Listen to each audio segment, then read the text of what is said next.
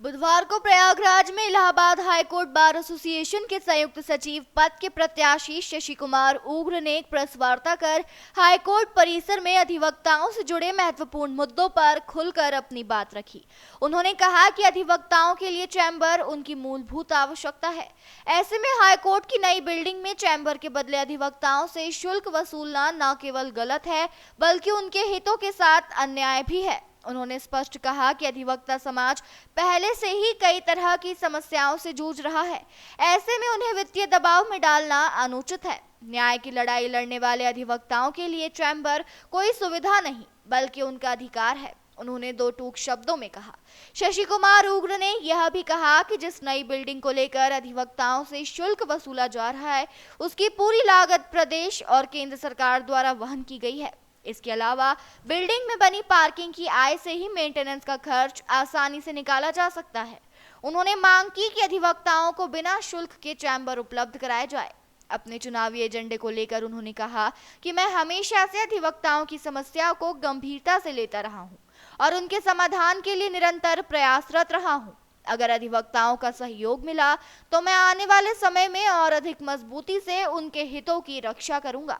उन्होंने bar association के चुनाव में स्वच्छ, पारदर्शी और अधिवक्ता हितैषी नेतृत्व की जरूरत पर भी बल दिया और कहा कि अधिवक्ताओं की आवाज को न्यायिक और प्रशासनिक स्तर पर प्रभावी ढंग से उठाया जाना चाहिए।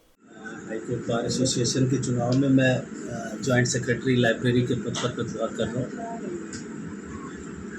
और चुनाव में आपके क्या क्या मुद्दे होंगे? चुनाव में अधिवक्ताओं का चुनाव है। यहाँ मुख्य मुद्दे बहुत ही सीमित मुद्दे होते हैं कि अधिवक्ताओं को जो है बैठने के लिए, काम करने के लिए चेम्बर्स और वो सारी सुविधाएं उपलब्ध हो सके जो उनको कार्य करने में जो है सुविधा सही हो। तो सबसे मुख्य मुद्दा इस समय जो है चुनावी मुद्दा चेम्बर्स अलॉटमेंट का है। अभी उत्तर प्रदेश सरकार ने एक अधिवक्ताओं के लिए एक बिल्कुल नवीन भवन का निर्माण करके 31 मई को उसका इनॉग्रेशन किया। आप लोग सब लोग को मालूम होगा। और उसके इनॉग्रेशन से लेकर अभी तक बहुत सारी बातें जो है भ्रामक रूप से और कई तरीके से जो है लोगों को विचलित कर रही है, जिनको लोग मुद्दे के रूप में उठा रहे हैं। क्योंकि बहुत ज़रूरी है चेम्बर, और चेम्बर्स के अलॉटमेंट की प्रक्रिया को लेकर सबको जो है सबके मन में सवाल है। पहला ये कि जो है चेम्बर्स के अलॉटमेंट में शुल्क क्यों लिया जाए। जहाँ तक आप सबको भी मालूम होगा और हमें जहाँ तक जानकारी है, इस पूरी बिल्डिंग को बनाने में उत्तर प्रदेश सरकार के द्वारा जो है सारे बजट का जो है वहन किया गया और उत्तर प्रदेश सरकार की तरफ से इस भवन के निर्माण में आई लागत के बाबत किसी से किसी प्रकार की वसूली किए जाने का कोई निर्देश या ऐसे कोई आधिकारिक पत्र कहीं पर भी प्राप्त नहीं हुआ है। इसके बावजूद अभी तक जो भी रूमर्स आए हैं, जो भी अफवाहें सुनने में आई हैं, उसमें यही कहा जा रहा है कि अलॉटमेंट्स के लिए शुल्क निर्धारित किए जा रहे हैं।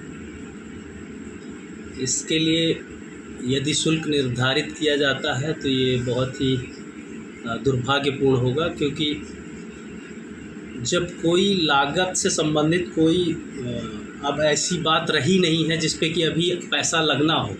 सारी लागत जो है राज्य सरकार वहन कर चुकी है, तो किस मद में ये पैसा लिया जाएगा, समझ से बाहर है। जो र्यूमर फैला रहे हैं लोग, वो अधिवक्ता परिषद के ही लोग हैं या जुडिशरी से जुड़े लोग हैं? कौन लोग हैं जो रूमर फैला रहे हैं? रूमर फैलाया नहीं जाता, ऐसे ही किसी के मुंह से निकली हुई बातें चारों तरफ फैल जाती, उसी को रूमर समझ ले जाए। बढ़ा चढ़ा करके कही गई बातें, कहता कोई कुछ है, लेकिन ये तो तय है कि अधिवक्ता चेम्बर्स अलॉटमेंट में शुल्क जो है निर्धारित किया जाना है। लेकिन किस बाबत ये शुल्क निर्धारित किया जाएगा ये स्पष्ट नहीं किया गया है।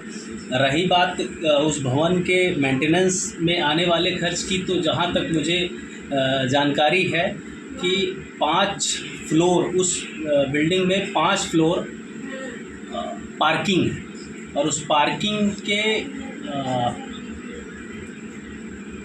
पार्किंग को जो है टेंडर किया जाएगा या किया गया है जो भी, तो उसमें जो पैसा मिलेगा उससे मेंटेनेंस बहुत पर्याप्त मेंटेनेंस किया जा सकता है। और दूसरा उसमें कैंटीन है, बड़ी कैंटीन है, उसके अलॉटमेंट में भी जो है जो पैसा आएगा उस पैसे का जो है उपयोग उस मेंटेनेंस के मद में किया जा सकता है। इसलिए मेरे समझ में नहीं आ रहा है कि ये भवन आवंटन में किस मद में पैसा लिया जाएगा, ये थोड़ा विवादित विषय है। और जैसे बात किया जाए कि काफ़ी सारे अधिवक्ता चुनाव लड़ रहे हैं और आप भी लड़ रहे हैं, और कितने अधिवक्ताओं का आपका साथ है, क्या लग रहा है आगे चल के कि कितना सहयोग मिलेगा आपको अधिवक्ताओं का इस चुनाव में? देखिए, ये मेरा तीसरा चुनाव है इस पद के लिए, और इससे पूर्व चूँकि हाईकोर्ट बार एसोसिएशन एक परिवार है और परिवार का चुनाव है, तो हमेशा एक ही प्रत्याशी जीतता है, ये तो निश्चित तय है।